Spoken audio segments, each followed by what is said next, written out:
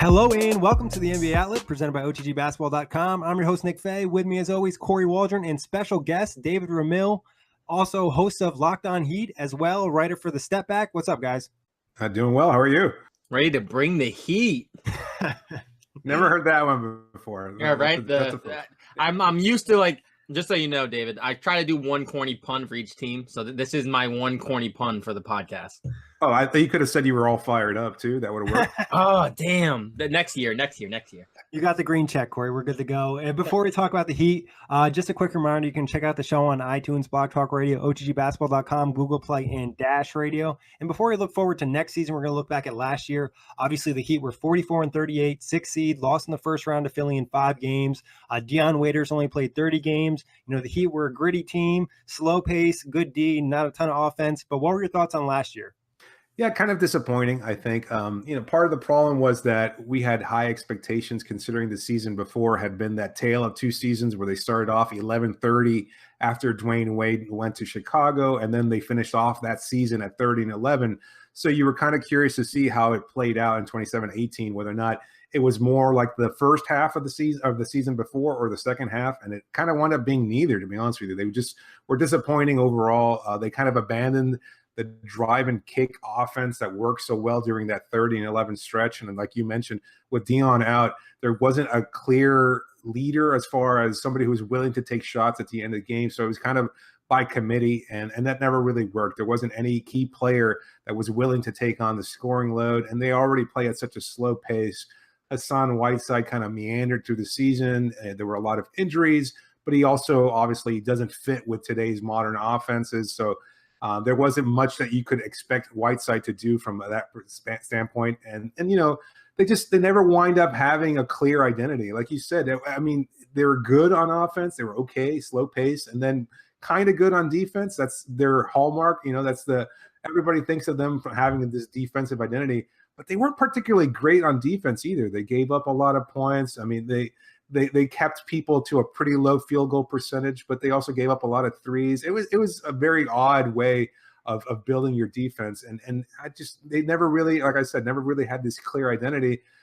So they made their way into the playoffs mostly because so many other teams in the Eastern Conference weren't bad. And then you had high expectations that maybe when Dwayne Wade returned, that would help guide this team and kind of take over and establish some sort of clear identity.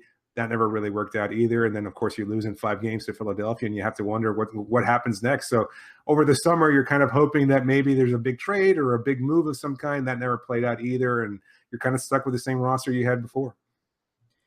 Yeah, I mean, I wonder what this team would be like if they didn't have Erik Spoelstra. This is a very well-coached team, as we know. And I give a lot of credit to Spoelstra because, I mean, during that Big 3 era, he kind of got – he wasn't seen as a really good head coach. And obviously after LeBron left and the Bosch health issues, he's shown that he's a really good coach. And like you mentioned, this team does play at a slower pace. They do have some nice young pieces, but I mean, there's a lot of vets. I mean, this is just a really smart basketball team. Probably, I mean, the basketball IQs on this team are very high. But like you said, sometimes the offense gets kind of stagnant. They really don't have a guy on this team. It's got to be a team effort.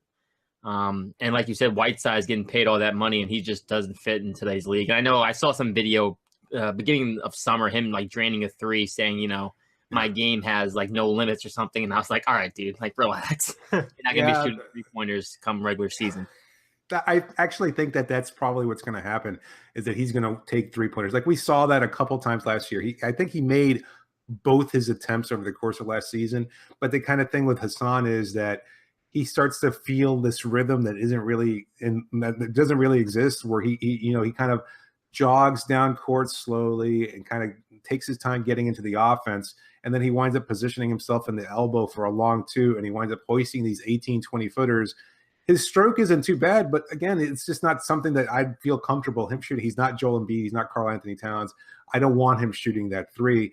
And then, like you pointed out, those videos he's posting over the summer, it's clear that that's what he wants to do. He has you mentioned basketball IQs. His isn't the highest, I'd say. I wonder sometimes whether or not he really understands what's required of him. And that's why he kind of stamped his foot during the playoffs because he wasn't getting much playing time. And it's like, well, you're not really fitting into what this team is trying to do. He doesn't pass the ball much either, which is a big concern. And so the offense really gets stagnant when he's there in the game. He had, it was this incredible record where if he made 3 or more assists, I think they wound up going 14-3 during that stretch. May have been even better record than that. But either way, it's like when he's finally moving the ball around, all of a sudden you see the offense ignite and become something special. But then most of the time he just puts up these shots and when he gets double teamed, or he doesn't have a go-to move in the low post, and he still winds up putting 8 to 10 foot hook shot that doesn't fall. And it's just, you wonder what's going on with Hassan. And obviously you pointed out Spoelstra, his ability to work with different types of players and to use different personalities and figure them out is, obviously it's worked out very well over the course of his career, but Hassan seems to be the one mystery he can't solve. And that's a problem because, I've heard that a lot of people in the front office are tired of Whiteside's antics. They want him moved. Obviously he was on the trade block over the summer, and Pat Riley just couldn't find a suitor, one, because of that contract, 2, because of the skill set not fitting in today's offense. And, when there's questions about Miami, not being able to take a player and make them a useful player, then obviously the 29 other teams, kind of take pause and go, this is not a guy that we can work with. So Whiteside is our burden to bear, and we're stuck with him, to be honest with you. Did you feel like the Heat played better without Whiteside at times last year? Absolutely. I think, there were the injury issues. He had hand and feet injuries, and he looked very slow. But 2 years ago, right before he got that big contract, he was explosive. His hands in particular were amazing. Like, you could toss anything within it seemed like this 10-foot circumference of where he was, and he would wind up being able to catch it and dunk the ball with ease. And then that lob game just kind of fell apart. Like, he just wasn't able to finish with the same kind of explosiveness. There have been long-time issues about whether or not he's better than DeAndre Jordan. In his mind, he thinks so. But DeAndre is still, even at his age, a better player than Hassan Whiteside is. And that's a concern for Heat fans. And so with the offense, like I said, it bogs down with Whiteside in there. You take him out, and you could put, Bam Adebayo, who's so young and explosive, or Kelly Olynyk, who can shoot with such great accuracy from long range, and both of which are willing to pass the ball. And so that gets other players going. It's a much more free-flowing offense. Obviously that second unit, you bring in Wayne Ellington and his three-point accuracy, and that kind of makes things a lot more explosive.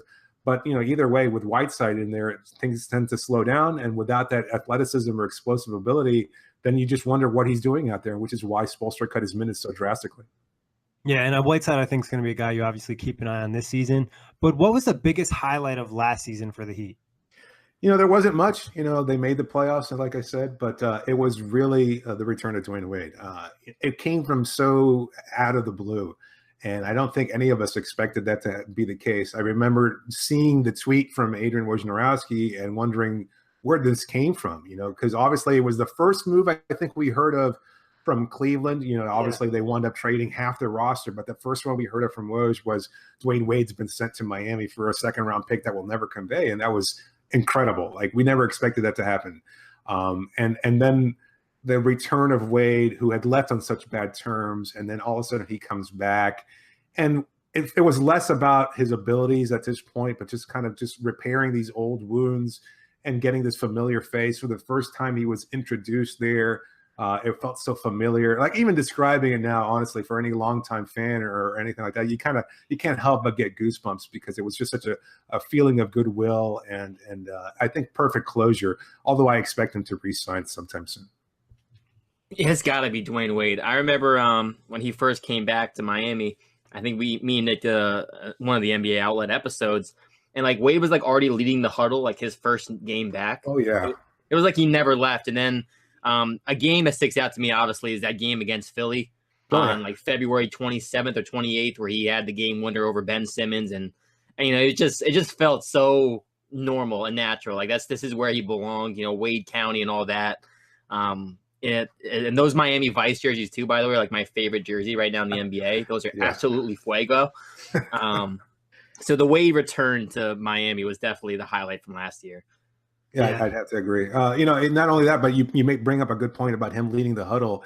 And that's again, without Waiters there, you had kind of expected him to fill a little bit of that leadership role, but Wade slipped into it so naturally. And he wound up, I think, becoming a mentor for the first time over the course of his career, which is weird to say for somebody who's played as long as he has, but you really started to see a maturity there and an appreciation for his role as the quote unquote elder, statesman.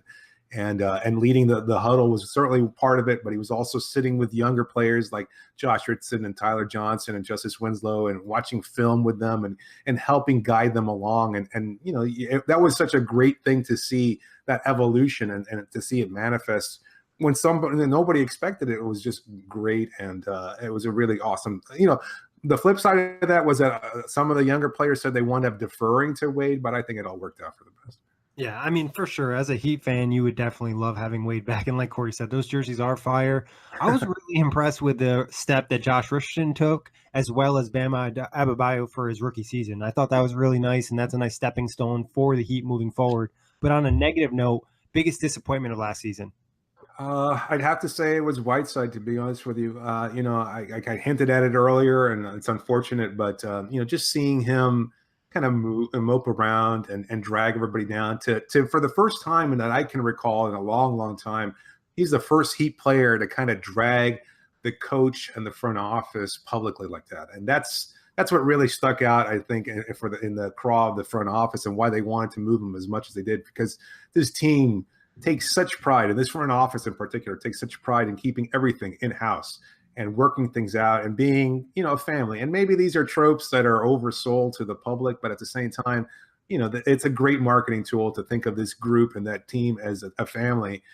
And he stepped outside of that family circle. And that was something that a lot of people couldn't accept or forgive. And, that was the hardest thing to see, is that you're kind of hoping that he'll embrace his role. He's getting paid all this money, and then he kind of goes down with injury, and he never quite figures out his fit from that point forward. And then in the playoffs, when you need him the most, going up against this marquee matchup with Joel Embiid, and you expect him to live up to the challenge, and he did okay against Embiid, let's be honest. And in all reality, he held his own fairly well. I mean, Embiid's going to get his points, but Hassan actually made things a little bit more difficult for him, and that was fine. But it's just on the offense where he's not capable of moving the ball. He doesn't space the floor any, and the offense tends to bog down, as we talked earlier. That's the hard part to swallow. And again, when he's getting paid as much as he is, that makes it even more hard to swallow. Yeah, I think for me too, it's Hassan Whiteside. For every reason you mentioned. The guy's become almost unplayable at certain points in the game. Like, you can't really have him out there to close out games because of just the lack of ability to get anything going offensively. So for me, it's got to be Whiteside. But I think like a runner-up for disappointment would probably be just the fact that, Waiters got hurt, and then they just didn't make any moves. Like, they didn't get rid of anybody. And now, I just don't know the direction of this team, really, what they're planning to do. Yeah, I don't know that anybody does, and that's a source of frustration. That was actually what I had written it down as a second most disappointing aspect, is the lack of direction. And, a lot of fans, they kind of gripe about the contracts, which at the time didn't seem bad when they were given out, because we were kind of still feeling that buzz off the 30-11 finish to that half of that season in 2016-17. So you look at Waiters and all the big shots he hit, and then you look at James Johnson being this incredible utility player that was able to guard positions 1 through 5. He played center. He could pass the ball. He shot a career best from 3-point range. And you look at the amount of money that he was making, and you go, what? Those are pretty decent. That's a pretty decent contract. It wasn't too bad. But then you see Johnson kind of drop off a little bit. And then you see Dion get hurt, and you hear that the team knew that he was hurt, and they asked him to kind of play through that ankle injury, which was lingering from over the course of the offseason, and then affected his play when he was in games last year. And so now you're wondering, well, if you knew he was injured, why are you paying him this much money? And then it starts to reflect on Riley and the front office, and again, why he gives out this kind of money, why he matched an offer sheet for Tyler Johnson a couple of seasons ago that it's going to pay him close to $20 million this year and next. I mean, all these questions, and again, you're going to get a decent team. You're not going to get a great one, and maybe you have to kind of curtail your expectations. It's not about title contention. But what is it about? What's the goal of this team? Is it just to make the playoffs and be a a 6 seed and kind of get an early out in the playoffs. I mean, that seems what it's likely to happen next year too, you know? So it's concerning. And I think a lot of Heat fans feel that frustration. And even over the summer, you know, maybe it was a pipe dream to expect LeBron James to re-sign with the team or to make this huge trade for X superstar. I mean, you know, they were supposedly in the running for a Kawhi Leonard or something along those lines, but nothing happened. And now, you know, it's months of kind of waiting and seeing and expecting something to happen, and nothing has. And you're kind of stuck with that same overpaid roster. Yeah, it's definitely disappointing looking at it and not knowing where you're going to go. But I think Whiteside is the clear disappointment. You know, like you said, the money he got paid and the fact to come out and say negative things about the Heat and Spoelstra is just never a good thing. But moving on to the ranking, you know, by the OTG staff, the Heat came in at number 17. Do you think this is too high, too low, fair ranking? What are your thoughts? 17 among the league, so 30 teams? Yes. Okay. No, unfortunately, I think that's pretty spot on. They're kind of middle of the pack. You know, they play above that level. They probably play to a 15, if you will. But you know, there's probably a couple of teams that might have better records than them just because they don't have that superstar that's going to push them over the top. Even with Wade, if he resigns with that team, that's not nearly enough at this point in his career to kind of make this a really strong playoff contender or anything like that. So 17 sounds about right. Again, it's the middle of the pack area, which maybe from a lot of people's perspective, that's the worst thing that could possibly happen. If you're bad and you're tanking actively, at least there's a future that you're looking forward to. If you're a title contender, that's obviously you're living in the now. But this is worse. This is nebulous. This is nowhere. It's neither good nor bad enough to really be upset about the team, and it's a long kind of disappointing feeling, I think. Yeah, I think it's pretty fair. I mean, as I mentioned when we first started talking about the Heat on this podcast, you know, I think because of the basketball IQ and Spoelstra and the vets on this team, I think this is fair for where they are now. Mm-hmm. I do think maybe they drop. Because you know, I mean, as we know now, a lot of guys are reportedly available. You know, they're trying to move some of these vets. So if they start, you know, selling guys off by the deadline, then this team probably falls into that bottom 20. But for right now, this is pretty fair, especially in the Eastern Conference that, as we know, is pretty weak. Yeah, I think going to the season, very fair ranking. Like you said, there could be some change. I wouldn't be surprised if a few young guys maybe stepped up a little bit, or like Kory mentioned, a few guys were traded and took a step back. Moving on to the offseason, addition-wise, no big splash, no draft picks, but they did sign a couple guys to two-way contracts, G League, stuff like that. I'm going to list them all out. David, you let me know if any of them stick out to you. Marcus Lee, Malik Newman, Duncan Robinson, Jarnell Stokes, Yante Monten, Briante Weber. Any of these guys you expect to see time with the Heat next year or no? No, not a single one. I think they're no, really. I mean, sign. they, you know, those guys were okay. In the case of Briante Weber and Jarnell Stokes, they signed them to deals so that they can be bodies in camp. And I know that sounds kind of cold-hearted, but that's the reality. Both of them have spent time with Miami before. They've both spent times with various teams around the league, and they've been in the NBA, so that they know what to expect out of camp. They're experienced at this point, and you know, they're familiar with Spoelstra and what he's trying to implement, and during an offseason and during training camp. So I think that's where that fit comes into place. But they're likely to spend the majority of their time in Sioux Falls, the G League affiliate for the team.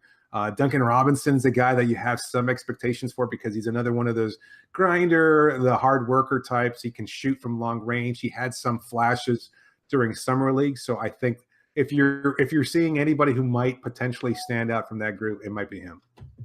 Any thoughts from you, Kory? I mean, Briante Weber seems to be everywhere. I mean, this is a guy who I barely see on the court, but I see his name getting signed all over the place. It feels like every year. Yeah.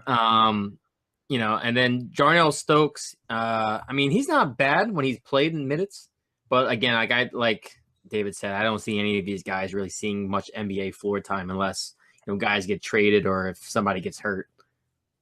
Moving on to re-signings, Wayne Ellington, 1-year deal, $6.2 million. Obviously had a nice season last year, much needed three-point shooting. Thoughts on Ellington re-signing, and why do you think it took so long to re-sign him? From what I've heard, there were a number of suitors, but Ellington and his representative weren't interested. They wanted to be back in Miami. They had faith in the team that really helped unlock him and his offense and turn him into the kind of valuable player that he is. He felt really comfortable in Miami's system. He's happy here. My feeling is that he's hoping that a deal takes place at some point this season to free up some salary cap space, whether it's now or during the regular season or during next offseason. If that's the case, I expect him to re-sign with Miami. A 1-year deal. The only negative side to that is that, you risk injury, but he has another year to showcase his skill set. And if he winds up signing elsewhere, he'll be able to cash in at that point in time. I'd also heard that some other teams were concerned that maybe his skill set wouldn't be maximized on another roster other than Miami's. The Heat wound up depending on him a whole heck of a lot more than they probably should have for a journeyman three-point shooter. The Heat wound up bailing out the Miami offense on way too many occasions for my liking. Like, you would be down double digits going into the fourth quarter, and all of a sudden Wade would come in there and just light it up from outside and bring you back from this large deficit. Sometimes it would result in a win, sometimes it wouldn't. But either way, he was a bigger part of the offense than he probably should have. So I'm glad he's back because, again, he's a great player in the sense that he contributes as much as he possibly can. His defense isn't as bad as a lot of people think it is. And, he's a good teammate, a good locker room presence. So all in all, I'm glad he's back. Yeah, I mean, one of the guys in the NBA who never seems to have his body like lined up when he's taking a 3-point shot. Like, it seems like he's always off balance or, fading away or something. Obviously, in Miami these last 2 seasons, he's been tremendous. Last year off the bench, he was, I think, seventh or eighth in like total 3-pointers made, which is incredible for a guy who doesn't get starter minutes. I mean, for him, good for him to stay back in Miami. There's a lot of teams I feel like could have used him. Like, I wanted him to go to the Lakers personally. I just think that would have been the right fit for LeBron to have a shooter. But for Ellington and Miami, I mean, it works out. If he wants to be there and they want to pay him, then, more power to you. I wouldn't be shocked if teams definitely come knocking by this deadline for Ellington. But, yeah, he's been really good for Miami. And it makes sense what David said, being a journeyman and being happy in Miami, he does want to stay. And so see it happen if he resigns, or like Kory mentioned, he could be traded this year, possibly.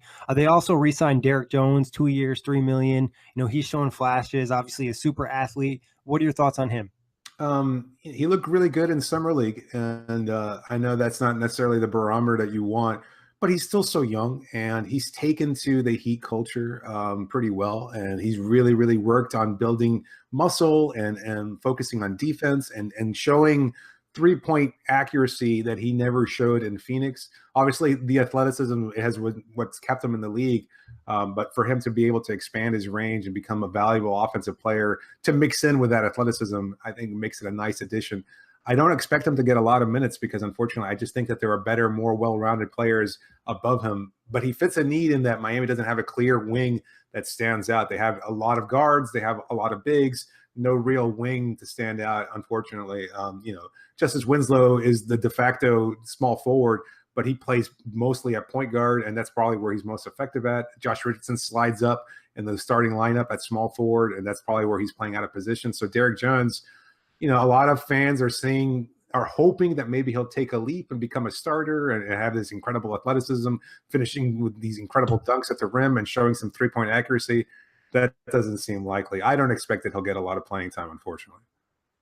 Yeah, for me, I feel the same. High flyer. I think he was in a dunk contest a couple of years ago, right? Yeah, I think so.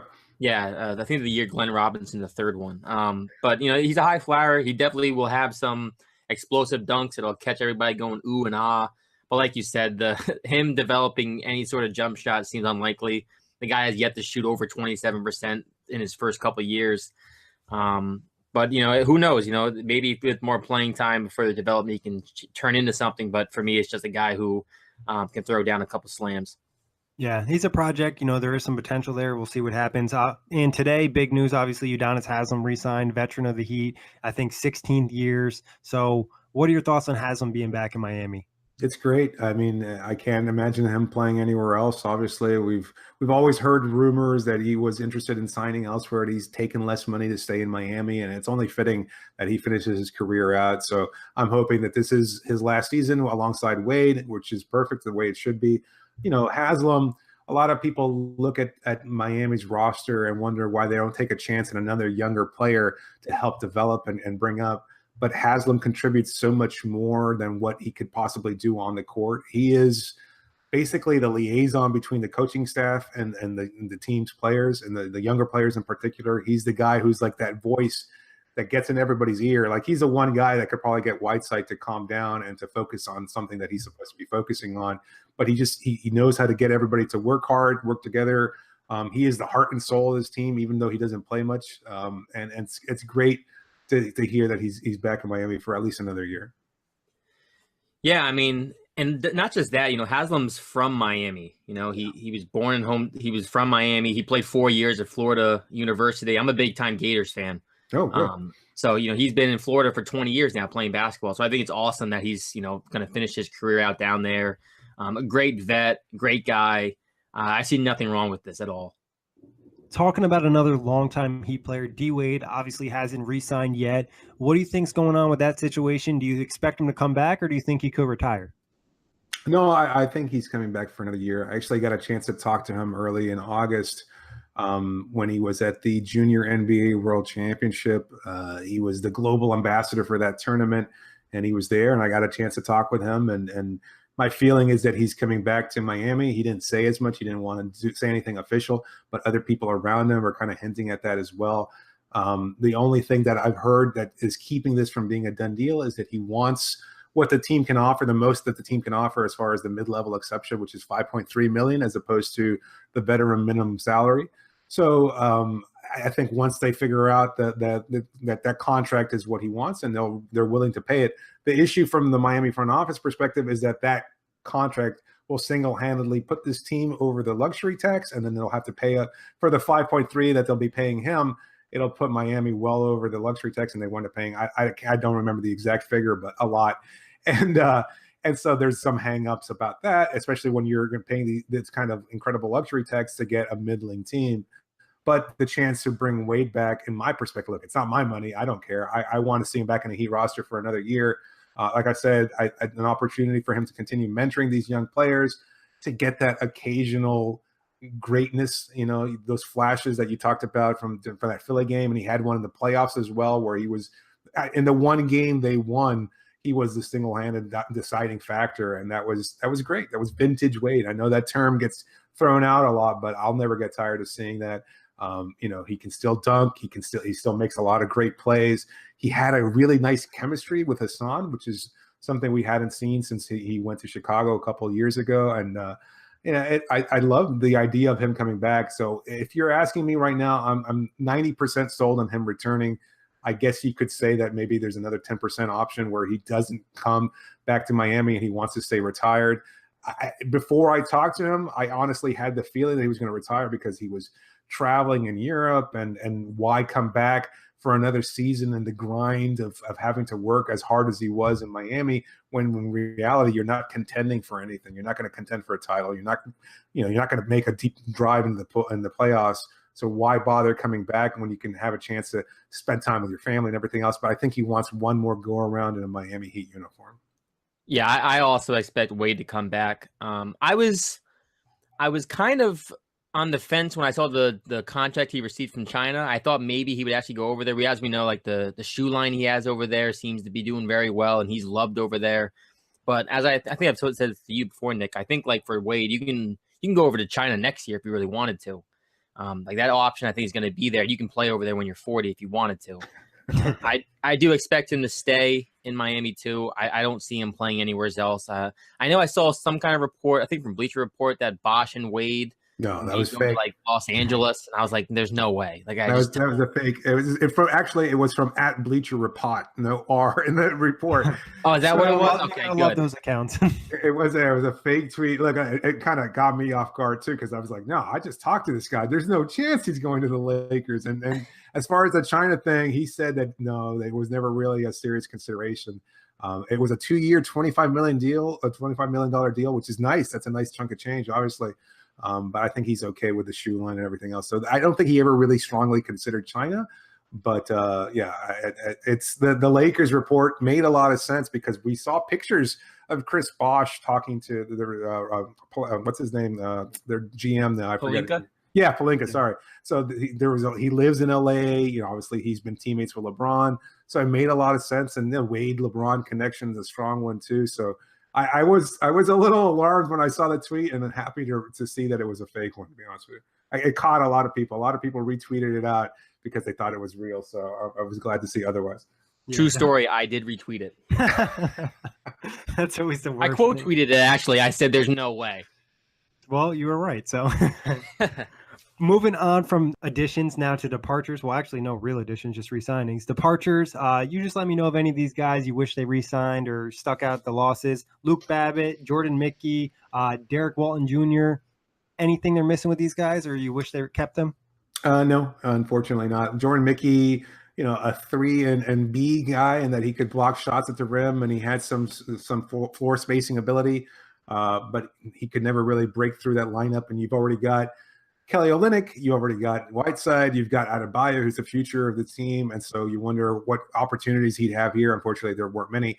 Luke Babbitt, acquired in another another trade deadline deal, and he wound up starting some games, which was weird.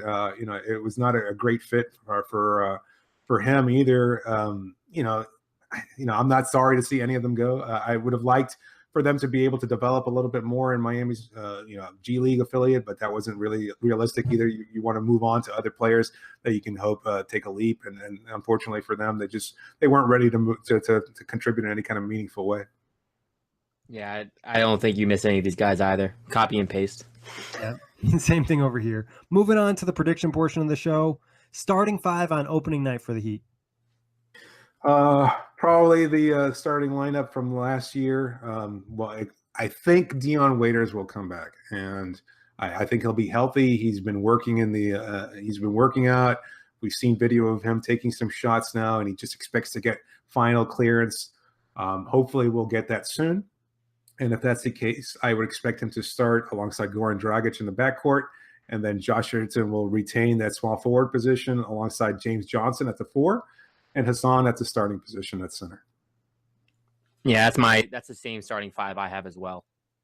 Same thing over here. Do you think there could be any position battles for the starting lineup, rotation wise? What do you think is going to happen?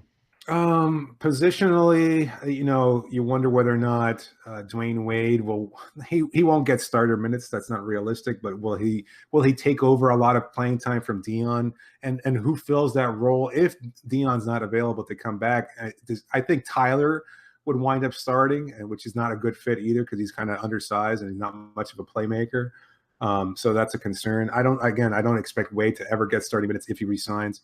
And then you have to find time for Ellington and stuff like that. So they've got this glut in the backcourt. It's not great. You have to figure out minutes for everybody. And it worked out last year with Wade because Dion wasn't available. But now that he'll be back, if you expect him back, then that's a challenge for Spoelstra. So that's an interesting thing to watch. As far as the front court's concerned, trying to find playing time for Olynyk and Whiteside and Adebayo is something to look out for because a lot of fans want Adebayo to get playing time. I expect him to get very little of it. And Olynyk just seems like a more well-rounded player to back up Whiteside, and you're still investing all this money in Hassan. So he needs to start, and that's the reality of it. And then, Justice Winslow is a guy who's going to get kind of buried a little bit there because, he can't push. He's not better than Josh Richardson, and James Johnson, I think, is still a little bit more versatile of a defender.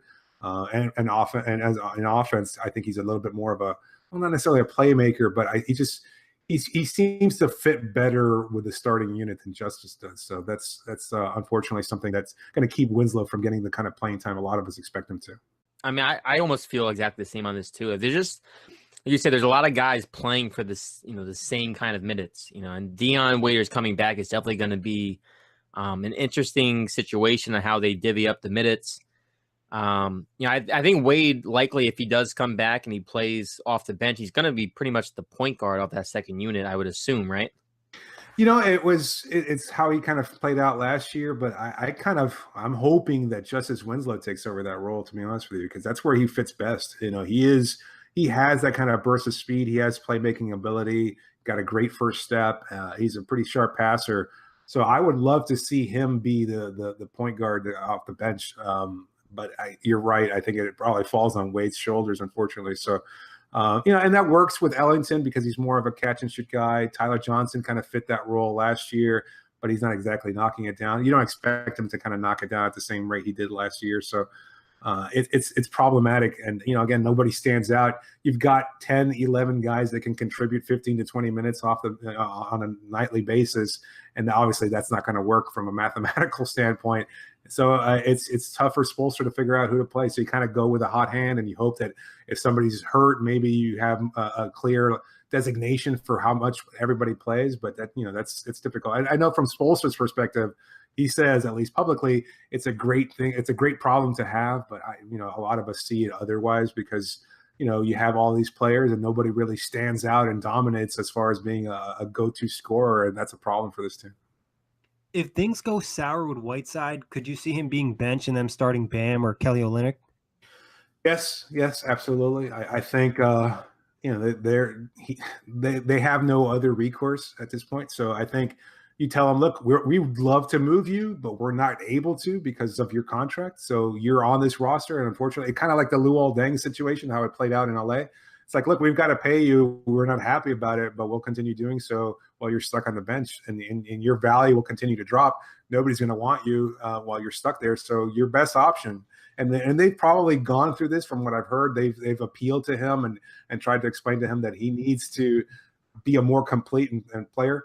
But he needs to be accepting of this role, and if that's the only way he's going to get any playing time, and if that's the case, maybe he'll bounce back. That's what I'm hoping for. So I know we'll talk about the best case scenario. That's certainly a big part of it, is getting Whiteside to embrace his role and be a better all-around player. I hate that I said this again, but I feel pretty much the same exact way when it comes to this. What about breakout starter? Who's breaking out in the starting lineup?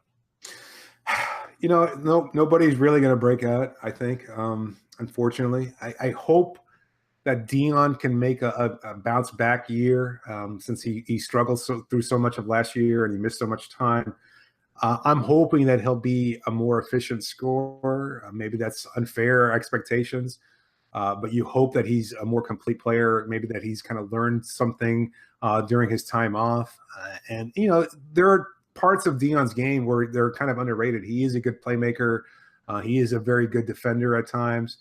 And I think his aggressiveness helps. I think Whiteside actually plays effectively alongside Waiters, because Waiters, his attacking style creates easy baskets, because if he misses those shots, Whiteside is there with his length and his size to kind of finish those shots off at the rim. So he winds up getting more points because of Dion's aggressiveness. So I don't know that he'll necessarily be a breakout starter, though. If you're going to look at anybody capable of breaking out, it's Josh Richardson. There is another level for him to reach, and I'm hoping that he'll do so. And he took a step forward last year.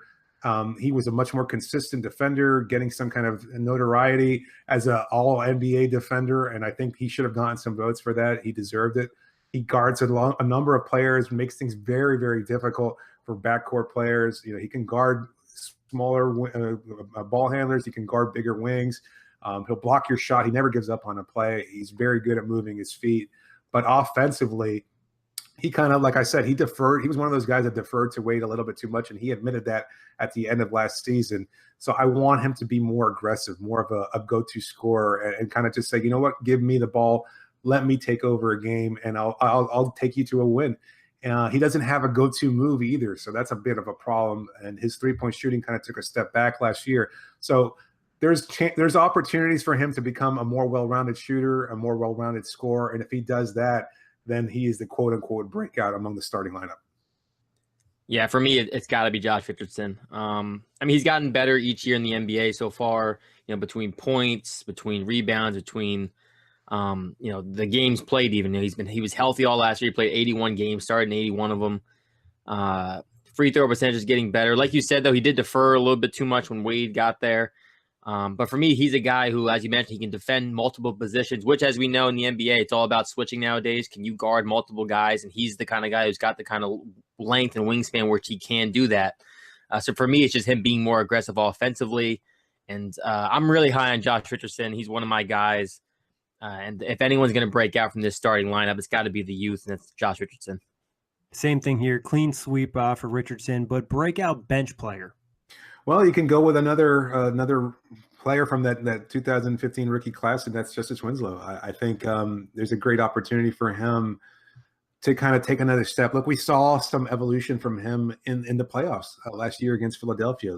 There was aggression there. There was animosity. He felt that moment more than any other player other than Wade, which was really impressive to see. One of the things that I've been critical about with Winslow is that he never seemed like he really cared. Like his face reads very dispassionately, like he wasn't really intense in any way. And then you saw a lot of that intensity and emotion in the playoffs against Philadelphia. And his skill set is varied enough, is versatile enough where he can make a great contribution offensively. He's a good playmaker.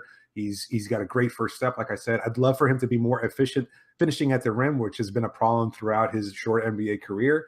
And the 3-point shooting took a major leap last year where, he was taking few attempts, but he was still knocking those down at a pretty good rate, something a lot higher than he had over the first 2 years of his career.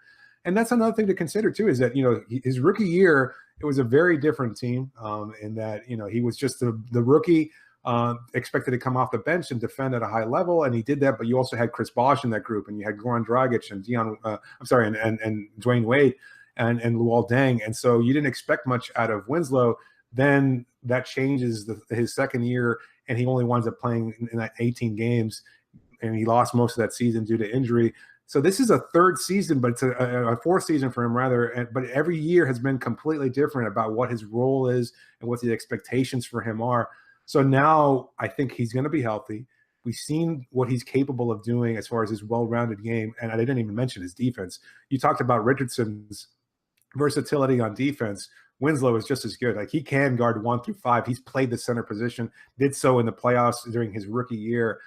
He is strong enough and quick enough to guard a number of players. He made life very difficult for Ben Simmons at times in the playoffs, and he was Miami's best defender against Philadelphia. So, I expect him to be able to take that leap and show some more of that well-rounded game, both on offense and defense.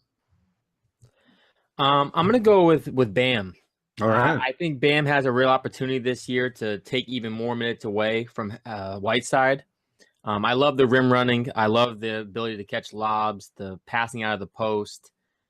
He's got the wingspan. He can block shots. I think he's I don't want to say prototypical, but he's the kind of center you want in today's NBA, the guy who can get up and down the floor quickly, whereas Whiteside, as we've talked about already on this podcast, kind of slows down the tempo and the pace. So for me, I think it can be Bam if he just elevates his game slightly more. Maybe they use him in more pick and rolls, but I'm going with Bam. I like Bam as well. I think there's a lot of skills to be developed. He was raw coming out of college. I think, the Heat are going to get the best out of him. And like Kory mentioned, he's a good fit for the new NBA. And Winslow as well, though. I like what he can bring. And then I was really impressed, like you said, David, with his 3-point shooting. Obviously, that was a big concern going into the season. Now we can get those attempts up and prove that he can do a consistency. That'll be big for the Heat. And then obviously, like you mentioned, the defense. But out of all these players, on the Heat, and we mentioned a little bit earlier about trades, which player on the Heat do you think is most likely to be traded this season? I don't think any of them will, to be honest with you. But if I had to pick one that is most tradable, it's probably Goran Dragic, because I think he can still contribute at a reasonably high level. He's not as expensive. They'd prefer moving Tyler Johnson's contract. They'd prefer moving Hassan Whiteside's contract. But Goran's probably more movable, and he's still playing at a fairly high rate, even though he's older. And the deal is not quite expiring. He's got a couple of years left, but it's easier to move. So I think when you look at that combination there, it seems like he could probably fit in alongside another, he's been linked to Phoenix, he's been linked to New Orleans. You could look at another team that's maybe making a playoff push if they go through injury or something like that, and want a point guard like Dragic to fill that role. So if there's a player that's most likely to be moved, and again, I don't expect any of them to be moved, it's probably Goran. Anybody from you, Kory? I think it's Goran as well.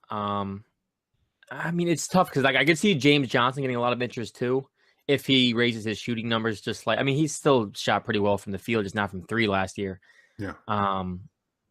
I think Dragic has more interest because of the dire need to have a steady point guard in today's NBA. Yeah. But if you're looking for versatility from a big man, I think James Johnson's your guy. I think either one of these guys for me is kind of a toss-up between one of them getting dealt. Talking about season predictions, what is best case scenario for the Heat next year? So best case, kind of long-winded, Dion sparks their offense, and Hassan Whiteside stays healthy and engaged, and then young players like Richardson and Winslow and Bam maybe continue developing. With all that, I think they can start off well-conditioned and kind of take teams by surprise early on in the year. If they stay healthy with this right mix of veteran and young leadership there, I think maybe they can potentially push for 49-3. That is the best case scenario where they somehow manage to get like a fourth seed in the playoffs and maybe face like an injured team in the fifth seed and somehow manage to push past the first round to the second round. So that's probably a long projection there for a best case, but that's how I see it playing out. If you're looking for the most optimistic viewpoint. Yeah, I think for me, best case scenario is 44 wins, 45 wins. They become a 7th or an 8th seed in the East, and they get bounced in 5 or 6 games in the first round. But you see development from like Josh Richardson and Justice Winslow and Bam, and you're thinking like, okay, this is what we can start looking forward to in the future. And, but then again, if they deal guys, which I also kind of consider to be the best case scenario, and they go towards a rebuild, then that's also not the worst. Yeah, I'm closer to David on this one. I think 48 wins. You see Whiteside actually be a really good center like they thought he would be a few years ago. Waiters comes back healthy, and like you guys mentioned, the young players take a step and then probably knocked out in the first round. But worst case scenario for the Heat? Worst case scenario, Dion can't coexist with Wade. Mileage finally catches up to Goran, or he gets traded. Whiteside keeps grumbling and doesn't adjust to make his fit, and then the young players gets stuck as far as what their roles are can be, and you see no development from them. And then somehow, you wind up, they're not going to tank. Miami never really embraces that tank, but it would be a soft tank if anything. And I could see this team slipping to, because of Spoelstra, and as we talked about, because of his ability to get the most out of whoever plays. I think he could still coax out 32 wins out of this group, even if they're at their worst. But that's probably the most that they could probably get. Yeah, I think worst case would be they get, 40 wins. They're like a 9 or a 10 seed in the East. They just missed the playoffs. They're just in the middle. They're purgatory, and we're still looking for a direction. Yeah, worst case for me is 34 wins. A lot of injuries. The young guys don't really develop, and they're just stuck with all these contracts, and they're kind of caught in between. Yeah. But actual prediction for the season? I've got 47-35. I think they wind up being somewhere in between that best and worst case, where they wind up getting some good play, not great, and that's just enough to get a few extra wins here and there.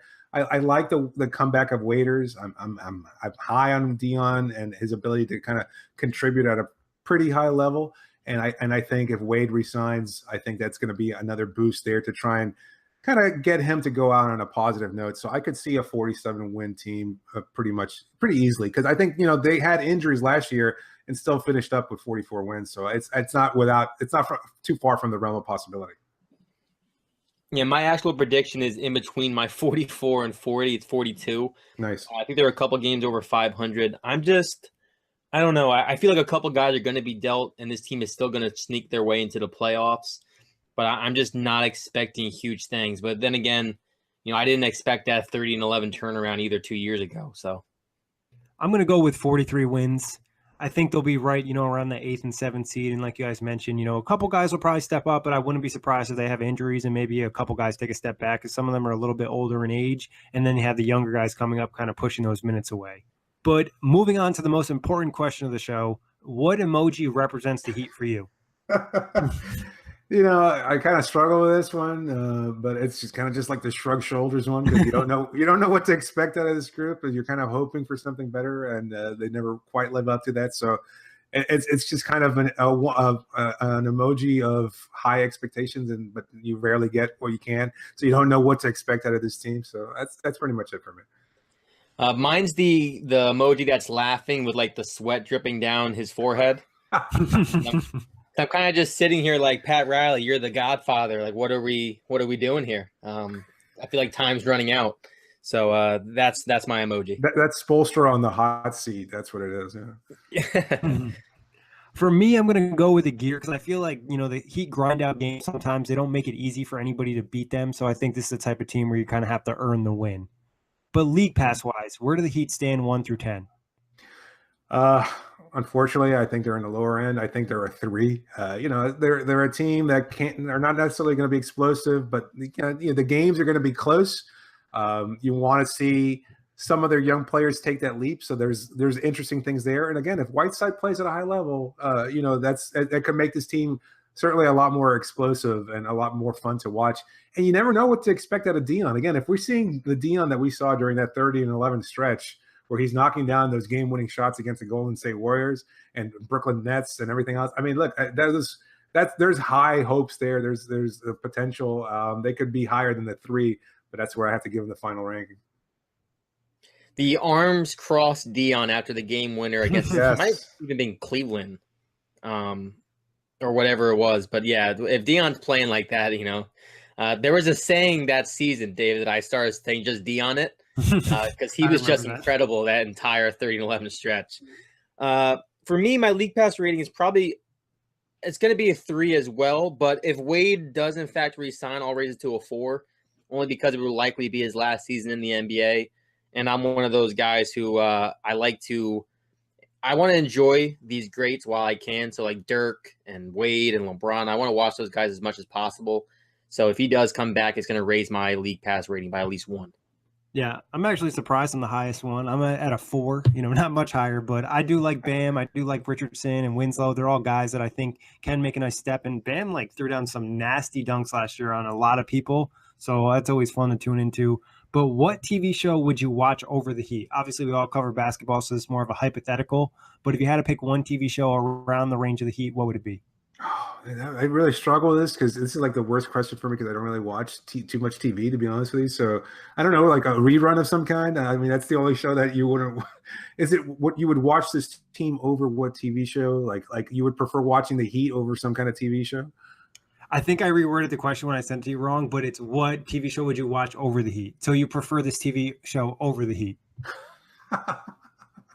Oh, in that case, wow, I don't know. You're going to have to help me out here. I got nothing, to be honest with you. Maybe if you give, I am terrible at this, and I should have answered it. I should have thought about this a little bit more, but I did not see. I don't see much TV, unfortunately. Well, we did. We had another guest who didn't watch much TV. So what they did is they picked another sport or a team that they would rather watch. Oh, well, you know what? I'll go with I don't know, I'm prone to liking the Netflix shows, I guess, like something bingeable, I guess, like Daredevil. I guess that's a good show I'd watch. Yeah, I'd prefer watching Daredevil than not the Defenders. That was pretty terrible. That's not a bad pick. Oh man, for me, for this one, I'm gonna roll with The Simpsons. Classic. Yeah, classic. My dad actually used to watch Simpsons a lot when he was younger. Obviously, he's an old man now, but and he got me into it when I was younger, and I still occasionally will stumble upon it and forget that it's still on TV and be like, oh wow, the Simpsons are on, and they seem to always still have episodes that are extremely relevant. I know that they've predicted 47,000 things, like the Patriots beating the Falcons in the Super Bowl, Donald Trump becoming president. They just predict weird things on accident, it seems, or maybe they know something that we don't. Time machine. Yeah. So The Simpsons for me is one. David went with a Marvel show. I'm going to go with a Marvel show as well. This is probably one of the ones that are lower in my rankings around with the Defenders. That's going to be Iron Fist. Yeah. Didn't catch a lot of love, but Kory and I have to go through 30 teams, so we got to be very selective with our TV shows. But any last thoughts you want to get in on the Heat? No, I'm curious that you guys thought that Bam was the bench player that would stand out because I unfortunately don't see him getting a lot of minutes. His offense just isn't well-rounded enough at this point to kind of compete against a better scorer like Olynyk or a guy who's slated to take most of the starting minutes in Whiteside. So unfortunately, I don't see the world where Adebayo takes that leap yet. I'm hoping it'll come, but I don't expect it to happen this season. As far as the team, look, they're not as dire as a lot of people expect them to be. They may not be great, but they're still kind of competitive and fun to watch in that sense. And if you kind of just shed the expectation of title contention, you can just appreciate the minutia. And I'm glad that you guys brought up the Wade watchability factor because he's not Kobe. He's not going to take 30, 40 shots per game. But at the same time, just seeing his evolution and seeing his maturity and one last go around with his team makes it a very fun group to watch. So I'm curious. I don't expect a lot of trades. Like I said, I think they're kind of stuck with the roster that they have. And it's not necessarily a bad place to be in. It's just not a great one. Kory, anything from you? Just please, Dwayne Wade, come back for one more year. That's all I really got for final thoughts. David, do you think the Heat are a lock for the playoffs? No. I mean, we went through that worst case scenario. Things could go wrong. They could trade a player, and that would indicate that they don't expect to make the playoffs. I wouldn't say they're a lock. I feel like they're pretty secure in getting at least an 8th seed. I could see them going a little bit higher than that. But, you never know. And that's the whole thing, is that LeBron's gone. The East is fairly wide open. You expect Toronto and Boston to kind of run away with it. But maybe, what happens if Philadelphia goes through an Embiid injury or a Ben Simmons injury? What if Giannis Antetokounmpo doesn't take that leap up in Milwaukee? Indiana came away kind of unexpectedly. They were unexpectedly good last year with Oladipo taking a step up. And a lot of people are high on them taking that leap, another leap this year. But I don't know. Maybe it doesn't happen. And so if that's the case, you could see this team kind of, making a little bit deeper of a push in the playoffs. But I don't necessarily call them a lock either. All right, David, I really appreciate you hopping on for the first time on the outlet. Tell everyone where they can find you and find your work. Well, you can follow me on Twitter at dramil13. That's DRAMIL 13. And I write for The Step Back. And you can catch my podcast on Locked On Heat. I'm co-host there along with Wes Goldberg. So please listen in. All right, Kory, as always, a pleasure. You can always listen to the NBA Outlet on iTunes, Block Talk Radio, OTGBasketball.com, Google Play, and Dash Radio. And thank everybody for listening. Peace out, knuckleheads.